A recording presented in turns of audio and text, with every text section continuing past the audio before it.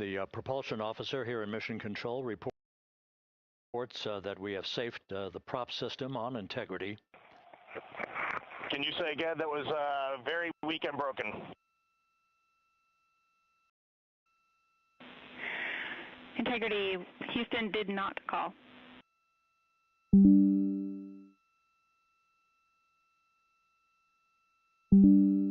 Copy that, Houston. It might have been on the SAR radio. Stand by.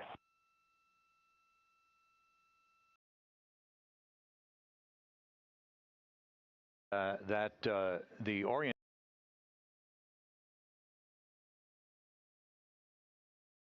NASA flight surgeon, great to have you here, Ray. You too, Megan. It is a blessing to be out here this day with our teams. We've trained 3 years for this nonstop with the U.S. Navy, and our teams. We've trained 3 years for this nonstop with the U.S. Navy, and along with EGS, and we've so looked forward to this day. And you know, just by God's grace, everything's parting, the skies and everything. The crew's doing great. Looking forward to coming back, and our teams are ready. So this is one of those days you've dreamt about, and now it's finally here, and we're ready, and just thankful to be a part of it. Yeah, and you play a really integral role. When was the last time you spoke to the crew, and how are they feeling in this last hour before splashdown? Sure. Yeah, so the crew woke up. When they splashed down, they were woken up about 8.5 hours ago. Me and my fellow crew surgeons, Doctors Chris Haas and Rafi Kumjian from this Canadian Space Agency, spoke with them about 6.5 hours ago, just to double check on how they were doing, if there's any medical issues, you know, how they slept, and then kind of go over their landing day protocol for their medications, for what we call a fluid load, to try to replace some of the fluid and electrolytes that they've lost with just a normal space adaptation. Once they got to space, they kind of have to replace some of that fluid to help them with the whole landing kind of readaptation to 1G, which they haven't done for the last 10 days.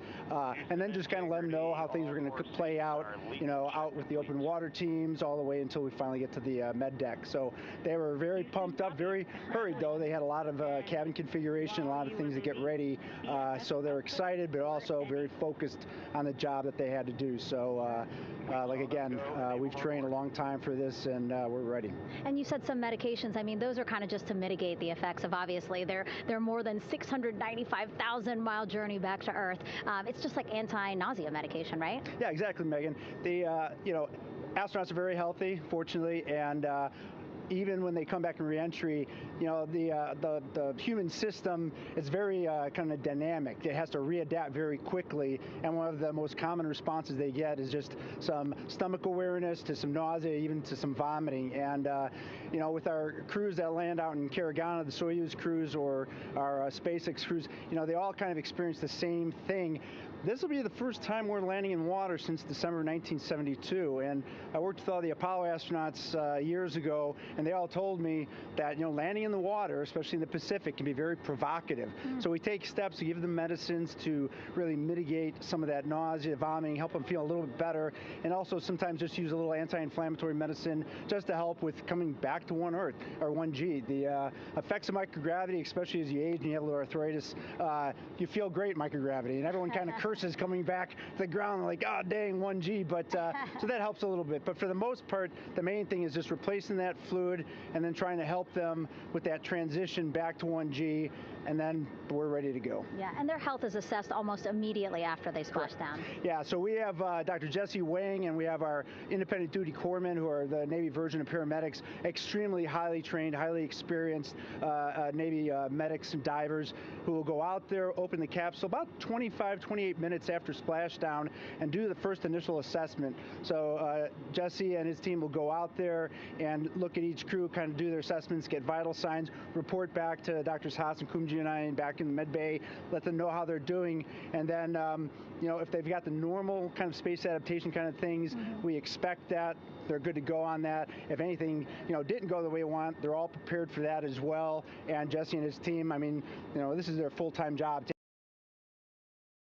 The final angle of attack as the vehicle enters the Earth's atmosphere, this being the mitigating factor that will reduce heat loads on the heat shield as we reach a point downrange from the start of entry interface, some 1,701 nautical miles to the splashdown site.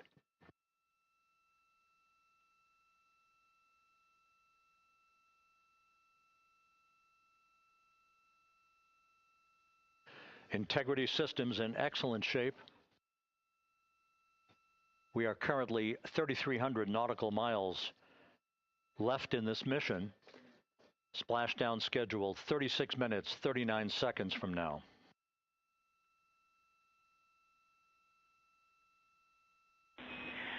Integrity Houston, for the 2 enabled prop cautions, what happened is while the thrusters were firing, multiple pressure sensors on each of the strings diverged a bit from each other. Those limits look to be set pretty tight. We think it could happen again when the thrusters fire in the future, so we are going to suppress those messages. We concur with suppress, not inhibit. Thank you. That exchange between Jackie Mahaffey, our Capcom for tonight, and Reed Wiseman aboard Integrity, indicating basically to ignore sensor data. All of Integrity systems are in good shape.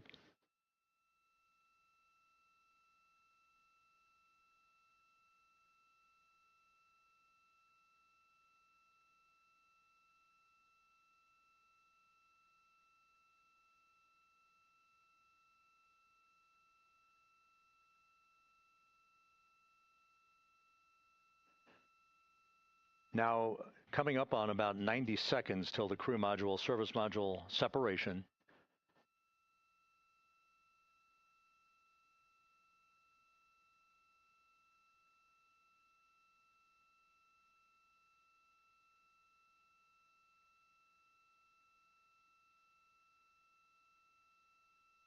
All quiet here in Mission Control as we enter the most critical phase of the completion of this flight.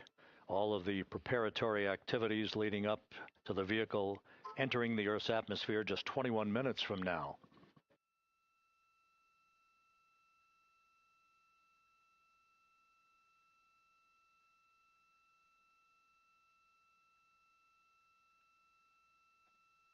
Coming up on 1 minute. Mark 1 minute till crew module, service module separation.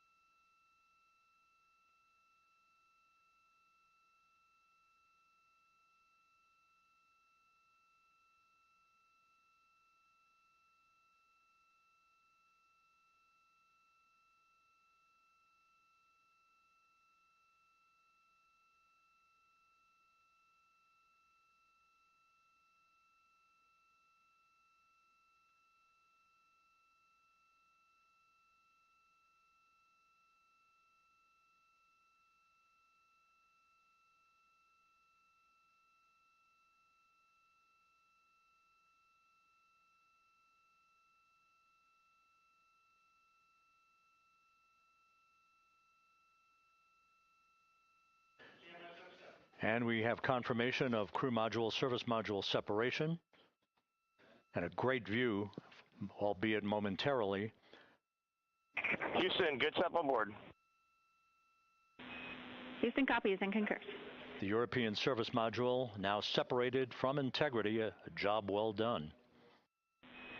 Integrity, no action for the 4 CDH cautions. Those are SM related, not applicable. Integrity.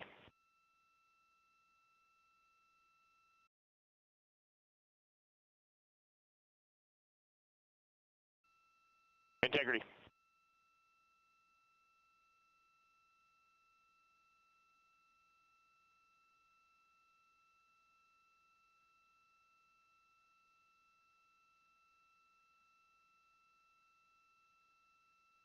So, with Integrity now flying free on its own for the remaining 32 minutes of this mission.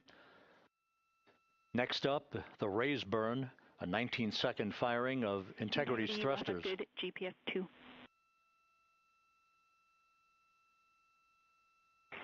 Integrity copies, good GPS 2. Coming up on the 2-minute mark until the raise burn. Again, this is the final tweaking of the orientation of Integrity to put it in the right angle, if you will, the angle of attack, that it will fly in during its entrance into the Earth's atmosphere. Entry interface now just 18 minutes, 25 seconds away. This is a visualization, but driven by real-time telemetry. This is the maneuvering of Integrity to the raised burn orientation. Just 2,800 miles from Earth.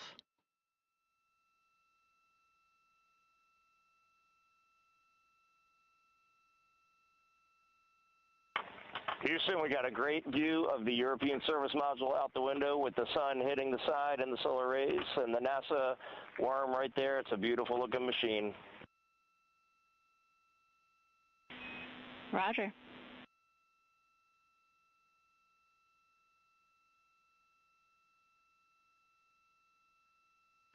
And we have completed the maneuver to the raised burn orientation, 1 minute away from the raised burn.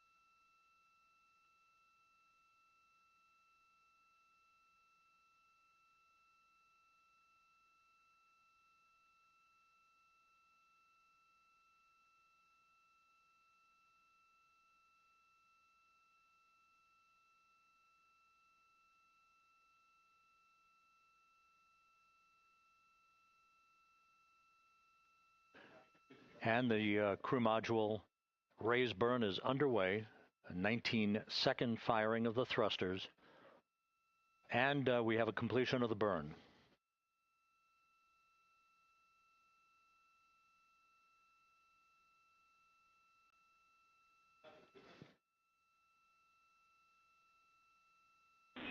Integrity, good. CM raise burn. Your flight path angle is within limits.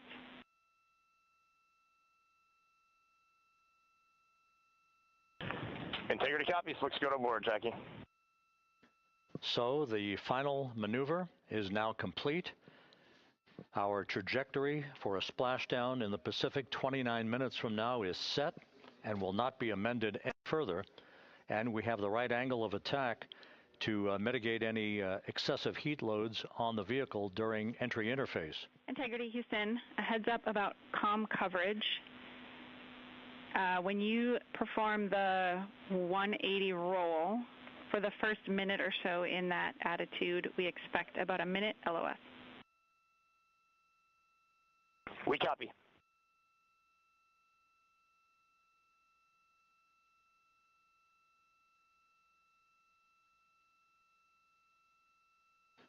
So for those who are watching the series of events coming up, we will enter the first traces of Earth's atmosphere 14 minutes, 45 seconds from now.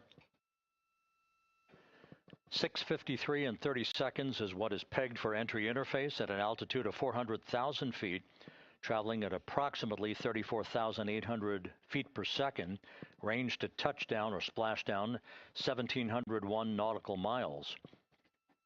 24 seconds after entry interface, we will enter a 6-minute blackout period in which we will lose communications with the crew. This is expected due to the buildup of plasma around the vehicle. That's an ionization effect due to the collision, if you will, of the velocity of the spacecraft with the friction of the Earth's atmosphere.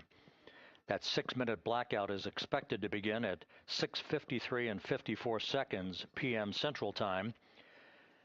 During that period of time, we will reach our peak speed of 24,661 miles per hour.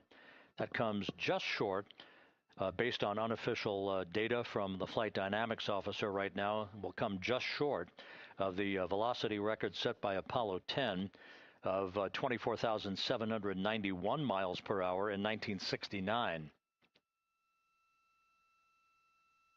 We expect peak heating on the vehicle at 6:54 and 52 seconds p.m. Central Time, a minute and 22 seconds into entry interface. At that point, we will be just 204,000 feet above the Earth, traveling at 33,000 feet per second. The blackout period is expected to last 6 minutes.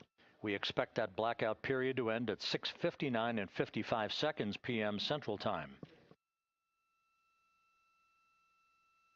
From the end of the blackout period until splashdown, it is just 7 minutes, at which point we'll start deploying the series of parachutes to slow Integrity down to an ultimate splashdown velocity of just 19 miles an hour.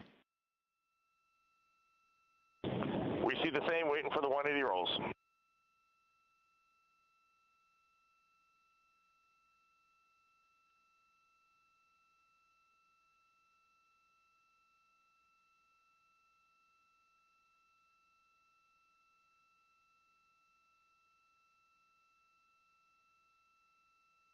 The parachute deployment sequence, once again, will come in several segments, but in rapid fire succession. And we have a great view of the moon out window 2.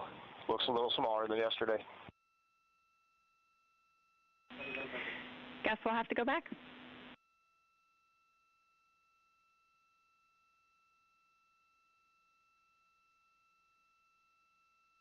Reed Wiseman and Jackie Mahaffey exchanging discussion on a view of the moon that Integrity's astronauts are seeing in the final minutes of this mission that will be completed with splashdown just 25 minutes from now. 3 forward bay cover parachutes will be used to pull the forward bay cover off the top of the vehicle. Then 2 drogue parachutes will be deployed to slow and stabilize the crew module during its descent, followed by 3 pilot parachutes that will lift and deploy the main parachutes from the forward bay. The final sequence will have 3 main parachutes deployed. These will be 116 feet in diameter, each main parachute approximately 265 feet long when reefed. The parachutes will ultimately slow Integrity down from its peak speed of almost 33 times the speed of sound to a gentle 19 miles an hour at splashdown.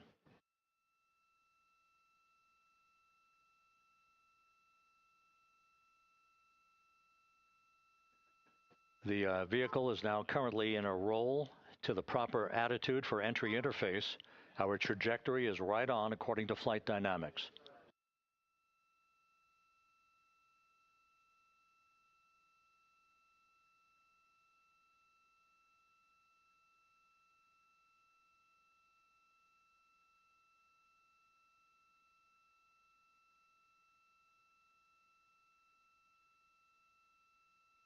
Integrity is on a trajectory from southwest and northeast across the Pacific Ocean, descending at a rate of 15,000 feet per second.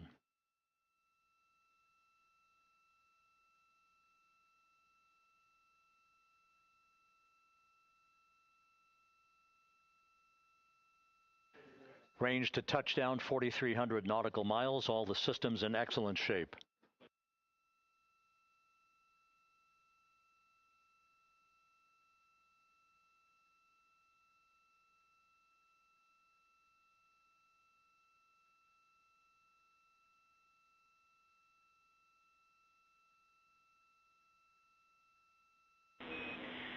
Integrity, Orion in the EI roll 180 attitude. Looks good on board, Jackie.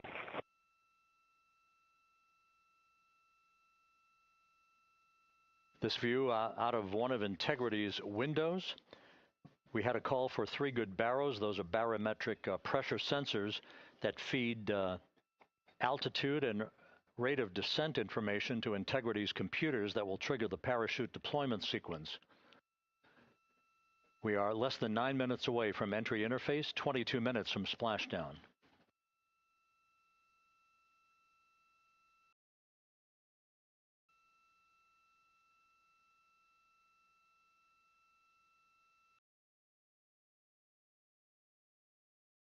Visual 2 drogues out the window. 2 good drogue chutes. Next up, We copy. We see them. Next up, the deployment of pilot parachutes that will pull the main chutes out. Time to splash down 3 minutes and 10 seconds.